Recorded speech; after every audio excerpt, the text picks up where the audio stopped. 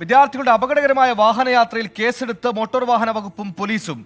ഓണാഘോഷത്തിന്റെ ഭാഗമായി ഫറൂഖ് കോളേജിലെ വിദ്യാർത്ഥികളാണ് വാഹനങ്ങളുടെ ഡോറിലും മുകളിലും ഇരുന്ന് യാത്ര ചെയ്തത്.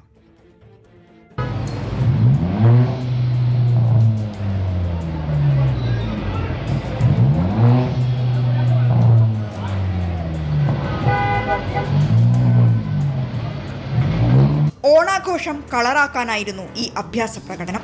ഫറൂഖ് കോളേജിലെ വിദ്യാർത്ഥികളാണിത്. കോളേജിന് മുന്നിലെ റോഡിലൂടെയാണ് മറ്റ് യാത്രക്കാർക്ക് അസൗകര്യമുണ്ടാക്കി ഇങ്ങനെ ചീറിപ്പാഞ്ഞത്.